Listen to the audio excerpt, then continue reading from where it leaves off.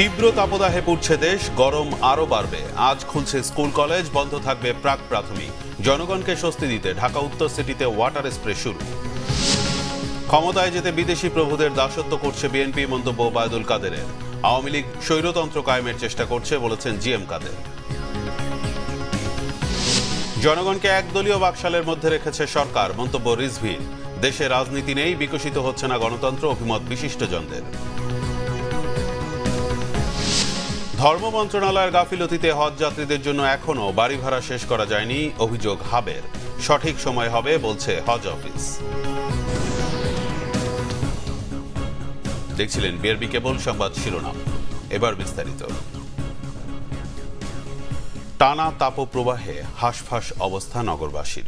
আবহাওয়া অফিস জানিয়েছে, গরমের এই তীব্রতা কমতে সময় লাগবে আরও 2-3 দিন। তীব্র গরমে জনগণকে কিছুটা স্বস্তি দিতে রাজধানীতে প্রতিদিন 4 লাখ লিটার ওয়াটার স্প্রে করবে উত্তর সিটি কর্পোরেশন। শনিবার আগারগাঁওয়ে এই কার্যক্রমের উদ্বোধন করেন মেয়র আতিকুল ইসলাম। শুভ মাহফুজের রিপোর্টে বিস্তারিত। তীব্র গরমে পুড়ছে দেশ, কখনো তীব্র আবার কখনো অতি তীব্র তাপপ্রবাহ বয়ে যাচ্ছে দেশের বেশ কিছু অঞ্চলের উপর দিয়ে। আর চলতি মাসে টানা 25 দিনের মতো বইছে তাপপ্রবাহ, ইতিমধ্যে যা ভেঙেছে 76 বছরের রেকর্ড। তীব্র এই তাপপ্রবাহে অতিষ্ঠ সব শ্রেণী পেশার মানুষ। অসহ্যনীয়, বললাম না, সহ্য করা যাচ্ছে না। আমরা নর্মালি দাঁড়িয়ে দেখলে ঘামাচ্ছি, তারপরে শুধু মানে প্রচুর পানির পিপাসা লাগে। গরম তো অনেক, দেখা গেছে একটা কাজ আমরা 1 ঘন্টায় মানে হাঁপায় যাইতাম না, সেই কাজ আধা ঘন্টা করলেই হাঁপায় যাচ্ছি, করতে মন চাচ্ছে না, ক্লান্তি লাগতেছে, শুয়ে থাকতে মন চাচ্ছে। গরম তো হেভি, গরমের জন্য তো ক্লান্ত হয়ে গেছে শরীর খুবই। কাজ করা যায় না তো, একটা টিপ মারে আধা ঘন্টা 1 ঘন্টা জিরা লাগে, কষ্ট। চলমান তাপপ্রবাহ আরও কয়েকদিন অব্যাহত থাকার কথা জানিয়েছে আবহাওয়া অফিস। বাড়ানো হতে পারে হিট অ্যালার্টের সময়সীমাও। যে চলমান তাপদাহ আছে এটা আরও কন্টিনিউ করবে, তবে যে তাপমাত্রা বৃদ্ধির ক্ষেত্রে যেটা দেখা যাচ্ছে এটা ওই রকম আর বৃদ্ধি করবে না। আগামী 2-3 দিন মোটামুটি একই রকম থাকবে। পরশু দিন থেকে তাপমাত্রা একটু কমবে এবং দেখা যাচ্ছে যে আপনার মে মাসে ফার্স্ট উইকের প্রথম দিকে বৃষ্টির সম্ভাবনা আছে। এদিকে তীব্র গরমে মানুষকে সাময়িক স্বস্তি দিতে রাজধানীতে ওয়াটার স্প্রে করছে ঢাকা উত্তর সিটি কর্পোরেশন। এই কার্যক্রমের উদ্বোধন করে উত্তর সিটি মেয়র জানান, হিট অফিসারের পরামর্শে এই ওয়াটার স্প্রে করা হচ্ছে। প্রতিদিন সকাল 11টা থেকে বিকেল 4টা পর্যন্ত 4 লাখ লিটার ওয়াটার স্প্রে করার কথাও জানান তিনি। হিট অফিসার আমাদেরকে কতগুলা সাজেশন তারা দিয়েছে। সাজেশনের মধ্যে আছে মিস্ট, আর্টিফিশিয়াল মিস্ট তৈরি করা, কৃত্রিম বৃষ্টি তৈরি করা। আজকের থেকে 2টো গাড়িতে প্রায় 4 লক্ষ লিটার পানি আমরা ছিটাবো। আমাদের গাড়িগুলা 11টা থেকে বিকাল 4টা পর্যন্ত বিভিন্ন জায়গায় যাবে। অবৈধভাবে জলাধার ও খেলার মাঠ যাতে কেউ দখল করতে না পারে, সেজন্য সবার কাছে সহযোগিতা চান আতিকুল ইসলাম। শুভ মাহফুজ, বাংলা ভিশন, ঢাকা। এদিকে চলমান তাপদাহের মধ্যেই আজ খুলছে স্কুল কলেজ, তবে বন্ধ থাকবে প্রাক প্রাথমিক বিদ্যালয়গুলো। আজ থেকে চলমান থাকবে সরকারি প্রাথমিক বিদ্যালয়ের শ্রেণী কার্যক্রম। এক শিফটে পরিচালিত বিদ্যালয়গুলো প্রতিদিন সকাল 8টা থেকে সকাল 11:30 পর্যন্ত এবং 2 শিফটে পরিচালিত বিদ্যালয়সমূহে প্রথম শিফট সকাল 8টা থেকে সকাল 9:30 এবং দ্বিতীয় শিফট 9:45 থেকে 11:30 পর্যন্ত চলমান থাকবে। পরবর্তী নির্দেশ না দেওয়া পর্যন্ত বন্ধ থাকবে প্রাক প্রাথমিক শ্রেণীর কার্যক্রম। তাপদাহ সহনীয় পর্যায়ে না আসা পর্যন্ত বন্ধ থাকবে অ্যাসেম্বলি, জানিয়েছে প্রাথমিক ও গণশিক্ষা মন্ত্রণালয়। দর্শক, এই মুহূর্তে রাজধানীর ভিকারুননিসা স্কুলে আছেন সহকর্মী মুহিবুল্লাহ মুহিব। সরাসরি যুক্ত হচ্ছি তার সাথে। মুহিব, শিক্ষার্থীদের উপস্থিতি কেমন দেখছেন? তাদের প্রতিক্রিয়া জানাবেন আমাদের। রায়হান, আপনি নিশ্চয়ই জানেন যে রোজা শেষ হওয়ার পরে, রোজার ছুটি ছিল একদিকে, অন্যদিকে ঈদের ছুটি, সব তারপরে কিন্তু ঈদের ছুটির পরে স্কুল কলেজগুলো কিন্তু খোলেনি হিট ওয়েভের কারণে। বিশেষ করে আবহাওয়া অধিদপ্তর ঘোষিত যেই তীব্র গরমের কারণে যে মানুষের মধ্যে নাভিশ্বাস তৈরি হয়েছিল, সেই নাভিশ্বাসের কারণে বাচ্চারা স্কুলে গেলে হিট স্ট্রোক বা অন্য ধরনের দুর্ঘটনা ঘটার সম্ভাবনা ছিল, যে কারণে শিক্ষা মন্ত্রণালয় থেকে স্কুল কলেজগুলো পরিচালনার ক্ষেত্রে বিধিনিষেধ আরোপ করা হয়েছিল। সেই আরোপের ক্ষেত্রে প্রায় দীর্ঘ এই যে স্কুলটির সামনে আমি দাঁড়িয়ে আছি, এই স্কুলটি প্রায় 25 দিন পর, অর্থাৎ রোজার ছুটি ছিল 15 দিন, তারপরে সেই কয়েক দফায় হিট ওয়েভ বাড়িয়ে অর্থাৎ হিট অ্যালার্ট বাড়িয়ে কয়েক দফায় যে ছুটি ঘোষণা করা হয়েছিল সেই ছুটির পর মূলত আজকেই খুলেছে এই ভিকারুন্নেসা স্কুল। রাজধানীর শুধু নয়, সারা বাংলাদেশের মধ্যে যেসব প্রতিষ্ঠান, শিক্ষা প্রতিষ্ঠান রয়েছে, নামকরা শিক্ষা প্রতিষ্ঠান, তার মধ্যে এই ভিকারুন্নেসা স্কুলটি অন্যতম, যে কারণে এখানে শিক্ষার্থীরা কিন্তু সকাল থেকে এসেছেন। 7:30টায় যেহেতু প্রথম শিফট এখানে শুরু হয়, তবে আমরা এই অভিভাবক এবং শিক্ষার্থীদের মধ্যে আমরা মিশ্র প্রতিক্রিয়া দেখেছি। তারা যেটি বলেছেন যে আরও কয়েকটা দিন এই গরমের কারণে স্কুলগুলো বন্ধ রাখলে তাদের সুবিধা হতো। আবার কেউ কেউ বলছেন যে আসলে লেখাপড়ার একটি প্রচণ্ড রকমের মানে ক্ষতি হচ্ছে, যে কারণে সামান্য এই যে গরম রয়েছে এটি উপেক্ষা করে স্কুল কলেজ খুললে তাদের পড়াশোনার জন্য খুবই ভালো হয়। তবে অভিভাবক যারা রয়েছেন সন্তানদের জন্য স্কুলের সামনে অপেক্ষা করেন, তাদেরও কিন্তু দুশ্চিন্তা রয়েছে। তবে একটু স্বস্তির বিষয় হয়েছে যে শিক্ষা মন্ত্রণালয় কর্তৃক যে জারিকৃত নির্দেশনা সেখানে রয়েছে কোনো স্কুল যাতে অ্যাসেম্বলি না করে, সেই অ্যাসেম্বলি না করার কারণে কিন্তু কিছুটা স্বস্তি রয়েছে অভিভাবক এবং শিক্ষার্থীদের মাঝে। তবে সব মিলিয়ে শিক্ষার্থীদের উপস্থিতি ব্যাপক আমরা লক্ষ্য করেছি। তো এই ছিল আমার কাছে ভিকারুন্নেসা স্কুল থেকে বিশেষ করে হিট ওয়েভের মধ্যে স্কুল খোলার যে সবশেষ তৎপরতার তথ্য। মুহিব, আপনাকে অসংখ্য ধন্যবাদ। দর্শক, রাজধানীর ভিকারুন্নেসা স্কুল থেকে আমাদের সাথে যুক্ত ছিলেন সহকর্মী মুহিবুল্লাহ মুহিব। আওয়ামী লীগের সাধারণ সম্পাদক ওবায়দুল কাদের বলেছেন, ক্ষমতায় যেতে বিদেশি প্রভুদের দাসত্ব করে বিএনপি। শেরেবাংলা একে ফজলুল হকের ৬২তম মৃত্যুবার্ষিকীতে শনিবার সকালে ঢাকা বিশ্ববিদ্যালয়ের দোয়েল চত্বরে তার সমাধিতে শ্রদ্ধা জানাতে গিয়ে তিনি একথা বলেন। এ সময় ওবায়দুল কাদের সহ দলের সিনিয়র নেতারা উপস্থিত ছিলেন। পরে গণমাধ্যমের সাথে কথা বলেন ওবায়দুল কাদের। বিদেশি প্রভুদের দাসত্ব করে কি ক্ষমতায় যাওয়া যায়, এ প্রশ্ন রেখে তিনি বলেন, অথচ বিএনপি সেই দুরভিসন্ধি করছে। বিএনপিতে গণতন্ত্র নেই, তারা কিভাবে দেশের গণতন্ত্র প্রতিষ্ঠা করবে, এ প্রশ্নও করেন তিনি। অগণতান্ত্রিক দল বলেই উপজেলা নির্বাচনে প্রার্থী দেয়নি এবং যারা প্রার্থী হয়েছেন তাদের দল থেকে বহিষ্কার করেছে বলেও মন্তব্য করেন ওবায়দুল কাদের। তারা জনগণের সমর্থনকে তারা মূল বিষয় হিসেবে মনে করে না। তারা মনে করে যে বিদেশি প্রভুরা তাদের দাসত্ব করলে ক্ষমতা রক্ষা করা যায়, ক্ষমতায় যাওয়া যায়। এখনও তাদের দুরভিসন্ধি হচ্ছে বিদেশি প্রভুদের দাসত্ব করে কিভাবে ক্ষমতায় যাওয়া যায়। জাতীয় পার্টির চেয়ারম্যান জি.এম. কাদের বলেছেন, বিএনপি জামাত আন্দোলনে ব্যর্থ হয়ে এখন দোষ চাপাচ্ছে তার দলের উপর। জাতীয় নির্বাচন ভালো হয়নি বলেও মন্তব্য করেন তিনি। বলেন, সরকার জাতীয় পার্টিকে গৃহপালিত দল হিসেবে দেখতে চায়, যা কখনো সম্ভব নয়। শনিবার দুপুরে রাজধানীর ইঞ্জিনিয়ার্স ইনস্টিটিউশনে জাতীয় পার্টির কেন্দ্রীয় নির্বাহী কমিটির বর্ধিত সভায় জি.এম. কাদের এসব কথা বলেন। তিনি বলেন, জাতীয় পার্টি কখনোই অনুগত বিরোধী দলের ক্যাটাগরিতে ছিল না। সরকার তাদেরকে অনুগত বিরোধী দল বানানোর চেষ্টা করেছে। নির্বাচনে না গেলে ভবিষ্যতে জাতীয় পার্টিকে টিকিয়ে রাখা যাবে কিনা সন্দেহ ছিল, তাই দলটি নির্বাচনে গেছে বলে দাবি তার। জাতীয় পার্টিকে আওয়ামী লীগ ছাড় দিয়েছে, এটি সঠিক নয় বলে মন্তব্য করেন জি.এম. কাদের। জি.এম. কাদের বলেন, আওয়ামী লীগ দেশে একদলীয় শাসন ব্যবস্থা চালুর চেষ্টা করছে, এখন রাজতন্ত্র প্রতিষ্ঠার চেষ্টা করছে বলেও মন্তব্য করেন জাতীয় পার্টির চেয়ারম্যান। আওয়ামী লীগ চায় না দেশে আর কোনো রাজনৈতিক দল থাকুক, এমন মন্তব্য করেন দলটির নেতারা।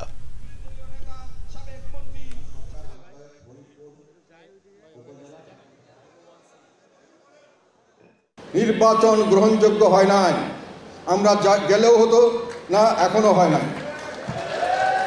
আমরা না গেলেও নির্বাচন হতো, জাতীয় পার্টি হয়তো সেখানে যেত, সরকারের সেই রকম প্রস্তুতি নেওয়া ছিল। এবং আমরা যদি তারা নাও যেত, শুধু জাতীয় পার্টি সার্বিকভাবে না যেত এবং নির্বাচন গ্রহণযোগ্য না হতো, তাহলে এখনকার অবস্থা এখনই থাকতো। এখন আর একটা কথা, দুঃখের কথা বলি, বিএনপি আন্দোলনে পরাস্ত হয়েছে। আমি তাদের দোষ দিই না, আমি সহানুভূতিশীল। দেশের স্বার্থে তারা কিছু কাজ করতে চেয়েছিল, তারা সফল হয়নি। কিন্তু তারা খুব সুন্দরভাবে তাদের দোষটা আমার ঘাড়ে চাপিয়ে দিয়েছে। বিএনপির সিনিয়র যুগ্ম মহাসচিব রুহুল কবির রিজভীর অভিযোগ, দেশে একদলীয় ভয়ঙ্কর বাকশালের মধ্যে জনগণকে রেখেছে সরকার। নিপীড়ন নির্যাতনের পরও মানুষের পথ চলাকে আটকাতে পারেনি ক্ষমতাসীনরা। এখন গ্যাস চেম্বারের মধ্যে জনগণকে বন্দী রাখতে চায় সরকার। চলমান তীব্র দাবদাহে অতিষ্ঠ পথচারীদের মাঝে শনিবার খাবার, পানি ও স্যালাইন বিতরণ করা হয়েছে রাজধানীর শান্তিনগর মোড় এলাকায়। বিএনপির সিনিয়র যুগ্ম মহাসচিব রুহুল কবির রিজভীর নেতৃত্বে দলটির নেতাকর্মীরা এ কর্মসূচিতে অংশ নেন। এছাড়াও ঢাকা মহানগর উত্তর বিএনপির উদ্যোগে রাজধানীর পল্লবীর ঈদগাহ মাঠে এলাকায় স্যালাইন পানি বিতরণ করা হয়। এ সময় রুহুল কবির রিজভী অভিযোগ করেন, সরকারের নিপীড়ন নির্যাতনের শিকার বিএনপি নেতাকর্মীরা। এরপরও দলের কার্যক্রম থেকে সরে যাননি তারা। তিনি বলেন, ঢাকার বাইরে 53% জায়গায় বিদ্যুৎ নেই। উন্নয়নের নামে জনগণের সঙ্গে ভেলকিবাজি করছে সরকার। আপনি তো এমনি 17-18 বছর এক ভয়ঙ্কর একদলীয় বাকশালের মধ্যে মানুষকে রেখেছেন। তিনি যে নির্বাচন করেন, সেই নির্বাচনে ভোটারদেরকে ভোট দিতে যেতে হয় না। তিনি যে পার্লামেন্ট করেন, সেই পার্লামেন্ট হচ্ছে একদলীয় পার্লামেন্ট। সেখানে সত্যিকার অর্থে বিরোধী দল নেই, সেখানে কোনো ডিবেট নেই। সেটা একটা এন্টারটেইনমেন্ট হাউস, একটা আমোদ প্রমোদের জায়গায় পরিণত হয়েছে পার্লামেন্ট।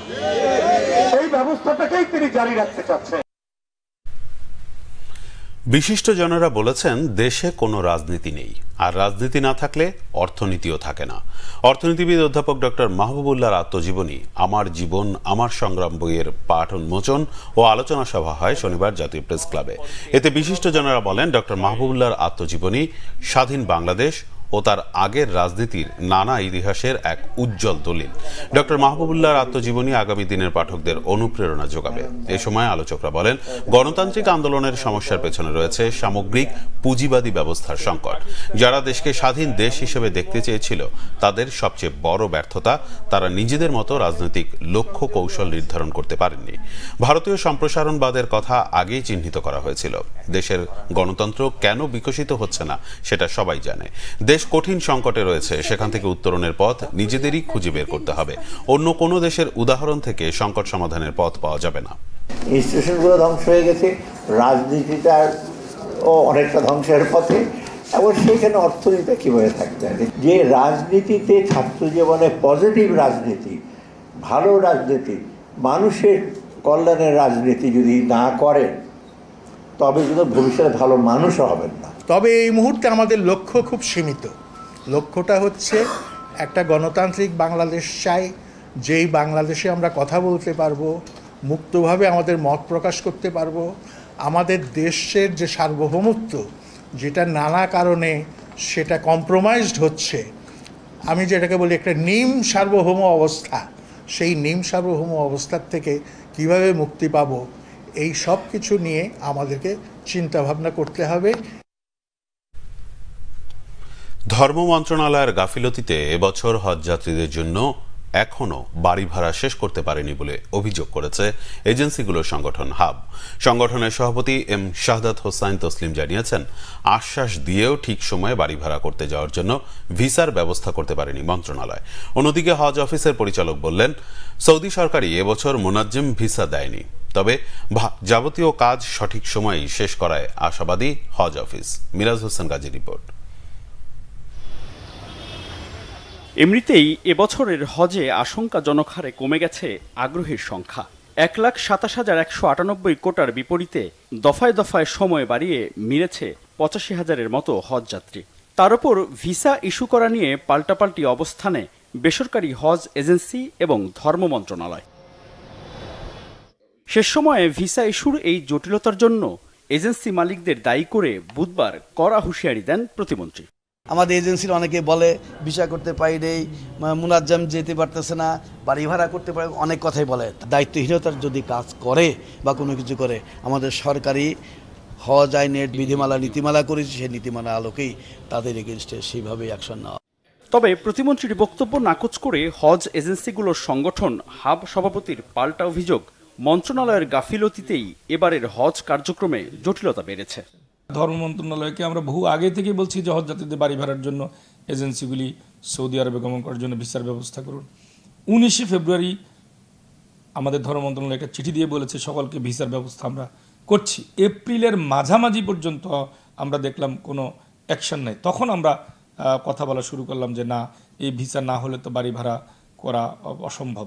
ওই সময় মতো টাকা প্রেরণ এবং বাড়ি ভাড়া করার ভিসা না পাওয়াতে এবছর এই চ্যালেঞ্জটি তৈরি হয়েছে, যেটা ধর্ম মন্ত্রণালয়কে আমরা আগেই বলেছিলাম। এই প্রক্রিয়াগুলিও অনেক সময় আমার মনে হয় পুরাটা অনুধাবন করতেও ধর্ম মন্ত্রণালয়ের সময় লেগেছে এবং যেটা সঠিক হয়নি। কারণ হজের ক্ষেত্রে কালক্ষেপণ করা যাবে না, হজের ক্ষেত্রে এই কাজটি সময়ের কাজ সময় করতে হবে। যদিও সঠিক সময়ে ভিসা পাওয়া সহ অন্যান্য কাজ শেষ হবে বলে আশাবাদী হজ অফিসের পরিচালক। তিনি বলেন, সরকারের পক্ষ থেকে সব ধরনের প্রস্তুতি ও সহযোগিতা করা হচ্ছে। আমাদের কাউন্সিলর হজ মহোদয় তিনি ইতিমধ্যে পত্র দিয়ে আমাদেরকে অবহিত করেছেন, আমরাও তাদেরকে অবহিত করেছি। এবার সৌদি হজ মিনিস্ট্রি মোনাজ্জেম ভিসা নামের কোনো ভিসা তারা ইস্যু করবেন না। সেখানে আমরা মিশন কোটা নামের ভিসা, সেখানে সেই ভিসার বিষয়েও আমাদের গতকাল তাদের তালিকা সহ এখানে জমা দেওয়ার কথা এবং সেই অনুযায়ী আমরা প্রক্রিয়ার মধ্যে আছি। এই প্রক্রিয়ার মধ্যে হয়তো আমাদের এই ফ্লাইটের ভিসার যতগুলো ইস্যুজ আছে সবগুলো এর মধ্যে সম্পন্ন হয়ে যাবে ইনশাআল্লাহ। 2024-এর হজের ফ্লাইট শুরু হচ্ছে 9 মে থেকে। এর আগের দিন হজ যাত্রার আনুষ্ঠানিক উদ্বোধন করবেন প্রধানমন্ত্রী Sheikh Hasina. Miraj Hossain Gazi, Bangla vision, Dhaka. Dhaka metropolitan police commissioner Habibur Rahman জানিয়েছেন, ঘরে ঘরে গিয়ে কিশোর গ্যাং নির্মূল করা পুলিশের পক্ষে সম্ভব নয়। এক্ষেত্রে সকলকে এগিয়ে আসার আহ্বান জানিয়েছেন তিনি। শনিবার সকালে এফডিসিতে ডিবেট ফর ডেমোক্রেসি আয়োজিত এক বিতর্ক প্রতিযোগিতা শেষে তিনি একথা বলেন। মিরপুর ও মোহাম্মদপুর সহ রাজধানীর কয়েকটি এলাকায় কিশোর গ্যাংয়ের দৌরাত্ম্য খুব বেশি জানিয়ে তিনি বলেন, এসব নির্মূলে কঠোর অবস্থানে রয়েছে পুলিশ, তাদের কোনো গাফিলতি নেই বলেও দাবি করেন তিনি। ডিএমপি কমিশনার জানান, কিশোর গ্যাংয়ের নেপথ্য গডফাদারদের তালিকা তৈরি করেছে পুলিশ। ছায়া সংসদে স্পিকার হাসান আহমেদ চৌধুরী কিরণ বলেন, কিশোর গ্যাংয়ে জড়িতরা বেশিরভাগই নষ্ট রাজনীতির মাধ্যমে নিয়ন্ত্রিত। ছায়া সংসদে বিতর্কিকরা নিজেদের পক্ষে বিভিন্ন যুক্তি তুলে ধরেন। পুলিশের পক্ষে কিন্তু ঘরে ঘরে গিয়ে এগুলো বের করে নিয়ে আসা সম্ভব হয় না। সেই ক্ষেত্রে অবশ্যই আমি আহ্বান জানাবো সচেতন মানুষদের যে আপনারা এগিয়ে আসেন। কাউন্সিলর হয়ে যাচ্ছে সেকেন্ডারি, কিন্তু প্রিলিমিনারি আমরা এখনো পর্যন্ত কোনো কাউন্সিলরকে পাইনি দেশে। প্রিলিমিনারি সে কিশোরদের নিয়ে এ ধরনের একটি অপরাধ সংগঠিত করার জন্য কোনো গ্যাং গঠন করে। সংবাদ শেষ করব বিআরবি কেবল শিরোনামগুলো আরেকবার জানিয়ে।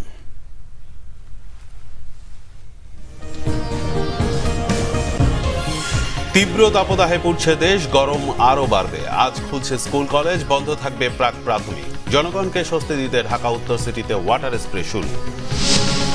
ক্ষমতায় যেতে বিদেশি প্রভুদের দাসত্ব করছে বিএনপি, মন্তব্য ওবায়দুল কাদেরের। আওয়ামী লীগ স্বৈরতন্ত্র কায়েমের চেষ্টা করছে বলেছেন জিএম কাদের। জনগণকে একদলীয় বাকশালের মধ্যে রেখেছে সরকার, মন্তব্য রিজভীর। দেশে রাজনীতি নেই, বিকশিত হচ্ছে না গণতন্ত্র, অভিমত বিশিষ্টজনদের। ধর্ম মন্ত্রণালয়ের গাফিলতিতে হজ যাত্রীদের জন্য এখনো বাড়ি ভাড়া শেষ করা যায়নি, অভিযোগ হাবের। সঠিক সময়ে হবে বলছে হজ অফিস। এই ছিল এখনকার মতো। পরের সংবাদ সকাল 10টায়, এর আগে 9টায় রয়েছে নিউজ টপ 10 দেখার আমন্ত্রণ রইল।